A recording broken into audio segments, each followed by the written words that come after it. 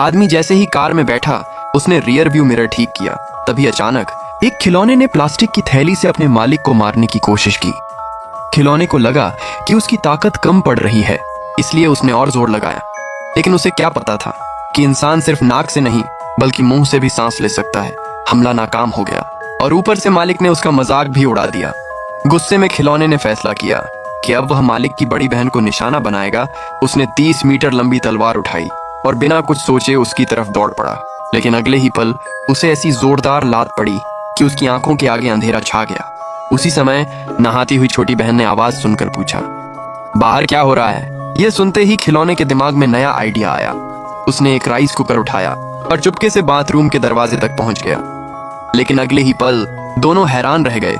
Rice cooker पानी में गिर गया और कुछ भी नहीं हुआ। तब खिलौने को याद आया कि उसने उसका प्लग ही नहीं लगाया था। शर्म के मारे वह तुरंत वहां से भाग निकला। 2 बार नाकाम होने के बाद खिलौना गुस्से से अपना सिर पीटने लगा। फिर उसने एक नई योजना बनाई।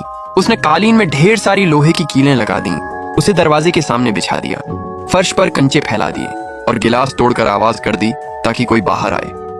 वह खुशी खुशी इंतजार करने लगा, लेकिन जैसे ही छोटी बहन बाहर आई उसने एक ही झटके में सारे कंचे साफ कर दिए और खिलौने की पूरी योजना फिर से फेल हो गई। अब खिलौने ने अपना आखिरी दांव खेलने का फैसला किया। जब पूरा परिवार टीवी देखने में व्यस्त था तब उसने चुपके से मालिक के पीछे एक क्रॉसबो रख दिया।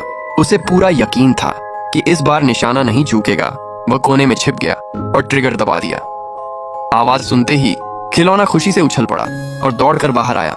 लेकिन सामने का नजारा देखकर उसके होश उड़ गए। मालिक बिल्कुल सुरक्षित था, क्रॉसबो नीचे गिर चुका था और तीर छत में जा धंस गया।